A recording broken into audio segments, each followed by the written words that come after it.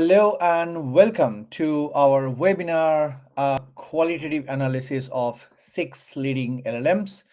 My name is Prasenjit Sarkar and I'm a Technical Product Marketing Manager at Sonar. So let's look at what we are going to talk about it today. So we have a packed agenda and in a couple of slides we'll be talking about the new landscape of AI development, and we'll be focusing on our research methodology about how we have done the analysis of those leading LLMs. We'll share the key findings, which are inherently the coding personalities of LLMs. We'll look at the root cause and a little bit of case studies as well, and we'll talk about the solutions. All right, so let's not wait for this and let's straight away jump into the landscape of the AI development. So we are in the middle of this fundamental shift in how the software, is created, and the force behind this shift is artificial intelligence. Now, AI is not just a new tool or a feature; it's completely rewriting the rules of development, and it is happening at a scale that is hard to comprehend. Now, let's start with the kind of numbers to see how profound this change is. First, the revolution is being led by the developers themselves, and we have to acknowledge that. A recent Stack Overflow survey found that 76% of those developers are already using or planning to use these AI tools in their work. And this is not a top-down mandate, it's a grassroots movement. Second, the sheer volume of this AI generated code is staggering. Now, just one tool, let's say Cursor, writes almost about a billion lines of accepted code every single day. Think about it, right? So put that into your perspective. That's more code than every human developer in the whole world produces combined. And finally, this is the new standard, by the way. Gartner predicts that by 2028, 90% of all enterprise engineers will be using AI coding assistants or AI coding agents. Now, this soon will be as common as you are working through the IDEs. So we have a technology, being adopted at an incredible speed and generating code at an unprecedented scale. Now, this promises a massive leap in the productivity, but it also raises a critical question. With this much of AI generated code flooding our systems, how do we ensure that it's secure, it's reliable, and it's also maintainable, right? So to answer that, we deep dive into leading models, and what we found is that the key to navigating this new world. So we discovered that these AIs are not just the tools, they have their own distinct coding personalities.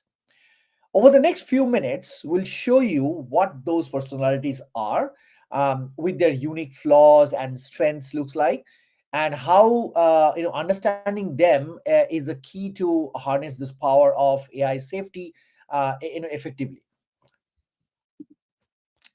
So we just saw AI is generating a tidal wave of code.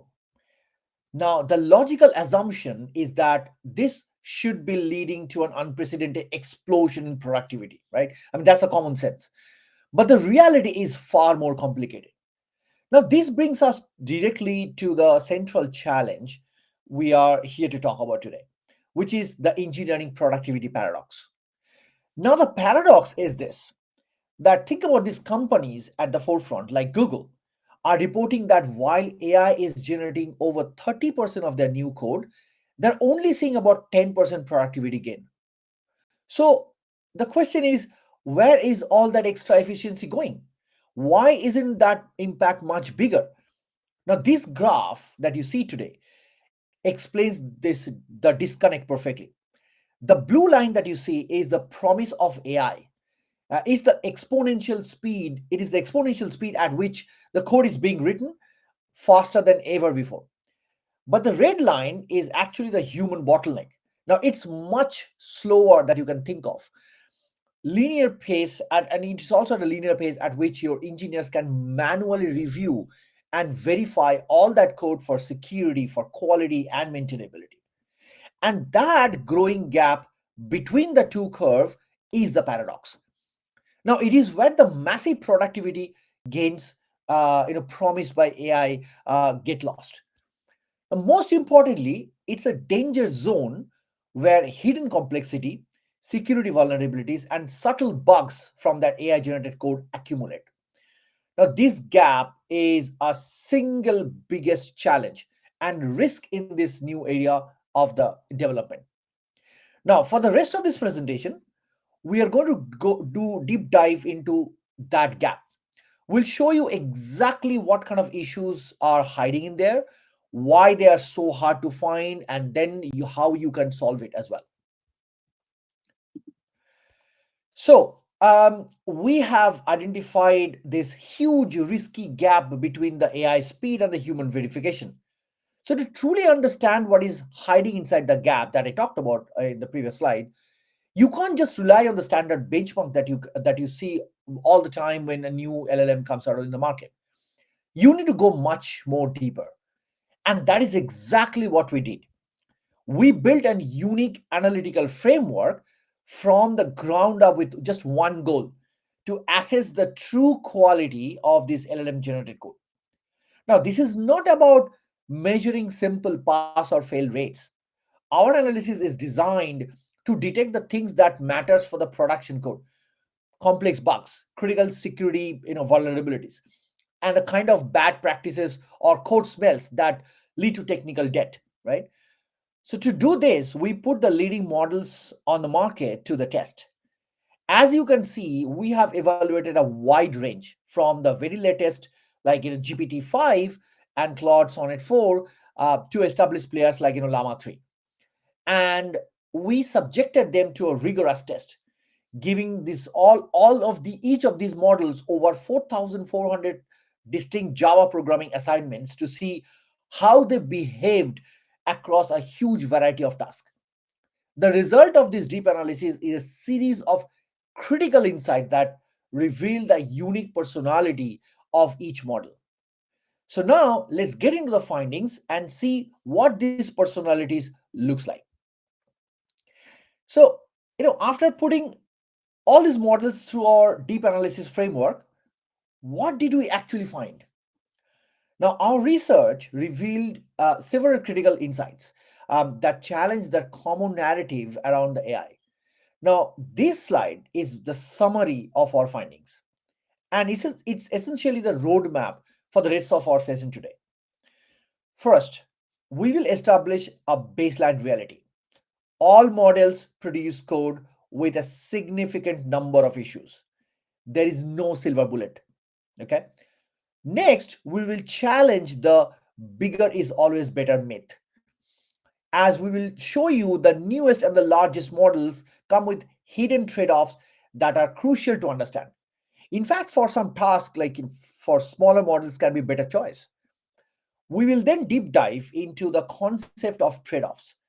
The latest models like GPT-5 are a prime example of this, where every choice, even just adjusting just the reasoning level, introduces a whole new set of risk alongside the benefit that you're going to get. And all of this leads us to a central thesis. These models have unique coding personalities. Each one has its own quirks, its own strengths, and more importantly, its own predictable weaknesses. Our goal is to change the way you think about these tools. Instead of searching for the single best model, you will you will leave today with a framework for understanding a model's specific personality that will allow you to anticipate its flaws and build the right safeguards around that. So let's deep dive into the data. In the introduction, I made the claim that bigger and the newer is not necessarily better when it comes down to the LLMs. This slide shows you exactly what we meant by that. Um, what you are looking at is a chart mapping the performance of several leading models against the complexity of the code that they produce. Along the bottom, you have the functional performance, basically how often the code actually works. Uh, Further to the right is a better. Now, and on the other side, you have the cognitive complexity. You can think of this as like how difficult the code is for a human developer to read and maintain. For this axis, lower is better. But as you can see that there is a clear trend. The highest performing models, which are up there in the top right corner, are the ones that generate the most verbose and most complex code. Now, there is a direct trade off between performance and simplicity. Now, I want to draw your attention to GPT-5 because it's an extreme and fascinating example. So, look at this performance. At 75%, it is very, very, very close to Claude Sonnet 4, which is at 77%.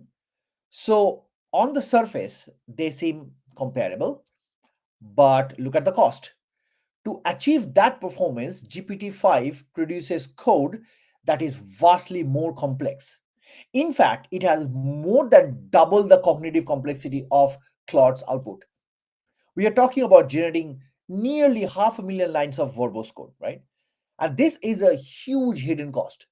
That extra complexity creates a massive review and maintenance burden for your development teams down the line. Now, in the next slide, we'll be showing you that how every single model has their unique security personality. So in the previous slide, we have seen how the models trade performance for simplicity. Now let's apply that same idea to the security, which is where the concept of coding personalities really comes to life. Now this chart breaks down the different type of security vulnerabilities we found across the leading models. Now each colored block that you see represents a different category of flaw. Now, the first thing you will notice is the amount of green on this chart. That represents the path traversal and injection flaws. Now, this is the one universal blind spot. It is the biggest security risk across every single model that we tested, often making up more than a quarter of all the vulnerabilities. But once you look past that common weakness, you see that distinct personalities emerge. Now, each model has its own favorite way of being insecure. For example, take a look at Llama 3.2 over to the far right. Now, see that huge red block? That's a hard coded credentials. Like over 23% of its flaws were coming from storing secrets directly in the code. That is its signature weakness. Now contrast that with the new GPT-5 model, and it introduces a completely new dominant flaw. That massive orange section that you see is inadequate IO error handling. Now this single category makes up 30% of its issues, while for the other models it was just a minor factor. And GPT-5's personality shows another interesting trade-off. It's actually very unlikely to leak hard-coded credentials that we have seen in the case of Llama 3. But in this case for the GPT-5, that's only about like 5% of its flaws. But it seems to have traded that strength for another weakness, a very high rate of cryptography misconfigurations, which you can see in the light yellow block. Now, we'll be talking about a different type of bugs, and let's look at uh, you know reliability personalities rather than security personalities. So we have seen that every model has a unique security personality. It turns out the exact same is true for the reliability as well. So not all the bugs are created equal. We know that. And each model has its own preferred type of bug to create when the code is functionally incorrect. So think about it. It's really interesting to just deep dive into this chart that I have presented in here. Now this table breaks down into those reliability bugs into different kind of categories. and the personalities become very, very clear when you look at the data.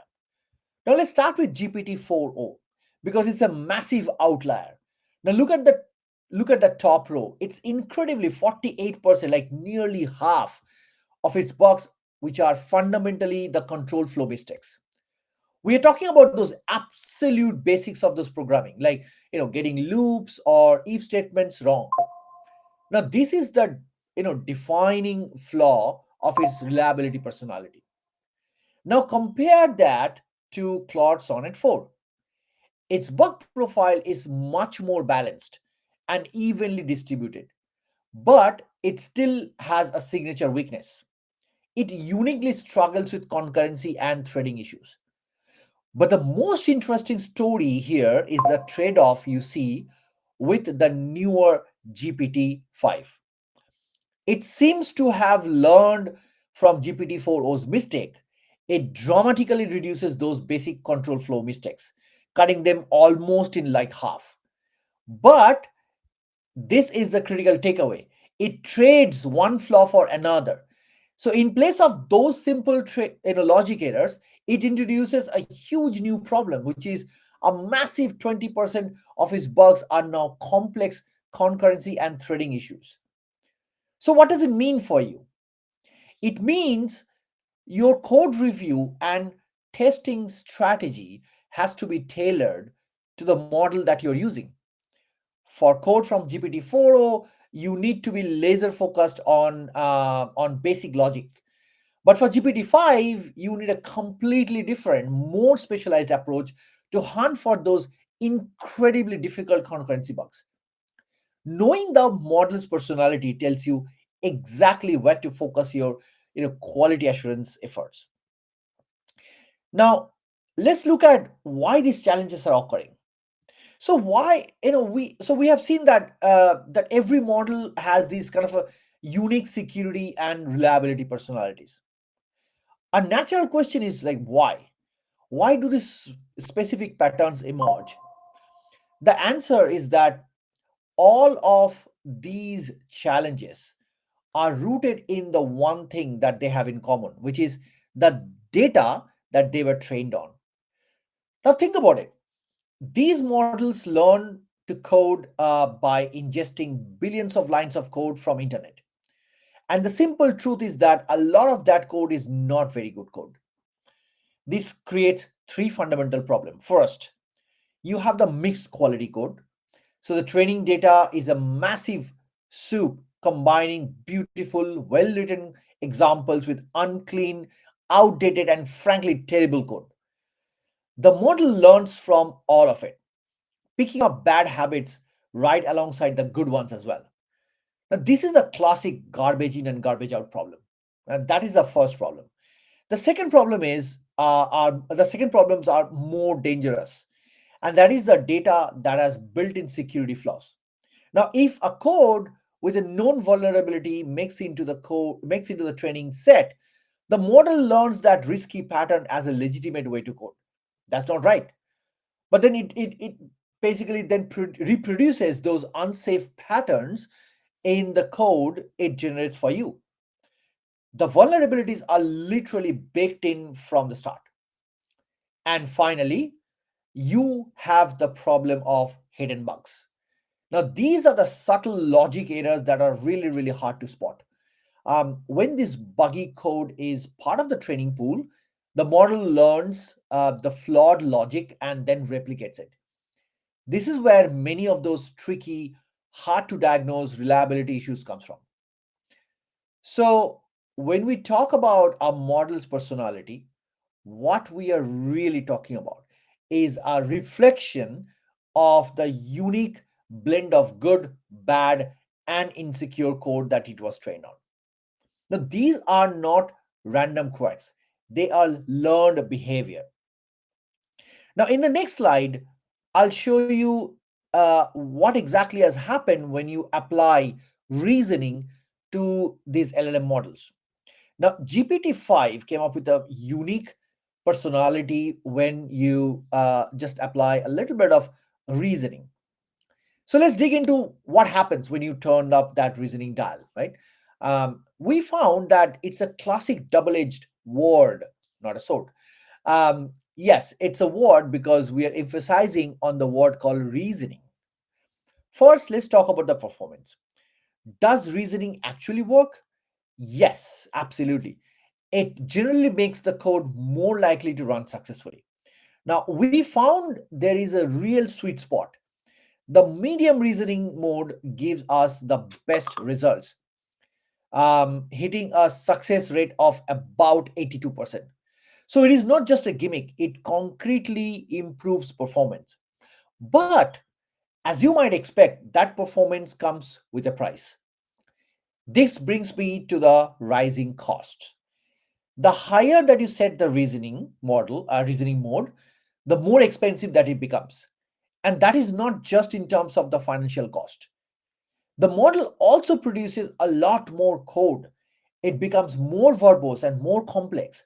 So you are paying in cost, but also in code bloat that your teams will have to maintain in the future. So that's the cost that I was talking about in total.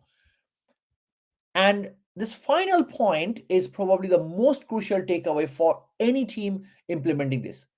We call it the risk shift. This is fascinating. Reasoning does not just remove bugs, it changes the kind of bugs that you get. It's very effective at getting rid of those obvious high severity blocker issues, the things that you'd like to catch easily. However, in their place, it introduces more subtle bugs. We are talking about those tricky things like concurrency issues or flawed IO error handling. So you are essentially trading those obvious problems for the hidden ones. And in the long run, those hidden bugs can be much harder to find and far more dangerous. So, what's the solution? We have talked through and walked through the productivity paradox, the risk hiding in that gap, and the unique flawed personalities of all of these different AI models. The fundamental challenge is clear. How do you embrace the incredible speed of AI without inheriting all of this risk that we talked about? Our answer is simple but powerful philosophy for this new era, which is called vibe, but then verify. So let your developers vibe. Let them use these amazing AI tools to accelerate the development and innovate at full speed. But then you must empower them to verify that the code is secure, is reliable, and is also maintainable. This is our value proposition at Sonar. We are the platform that enables you to do both. On one hand, we fuel AI enabled in development. Now, Sonar integrates very seamlessly into your development workflow, and that will provide you real time feedback and automated fixes for both human written and AI generated code. We help you move fast. And on the other hand, we help you build trust into every line of code that you write. Again, either a human developer or AI developer. This is the critical verify step. As the gold standard in the code quality and security, we provide you the industry's broadest coverage to ensure that all the code meets your standard. We help you move safely. This idea of vibe then verify is really a modern take on a timeless principle, which is trust but verify. So trust your teams that their AI tools to be productive, but have the systems in place to verify the quality and security of the output. Sonar provides that essential verification layer. With Sonar, you can finally close the productivity gap and embrace the future of development with confidence. Now, in the next slide, I have given you the QR code to download our full report on the coding personalities. It has two different reports. One is for all the models that we talked about, and we have also revealed the reasoning model effect on GPT-5 and what exactly has happened when you dial in all the different GPT-5 reasoning levels. Please feel free to just go ahead and download that, read through the paper, and understand it in a much more broader way. All right, that comes to an end of this webinar. Thank you and have a great day ahead.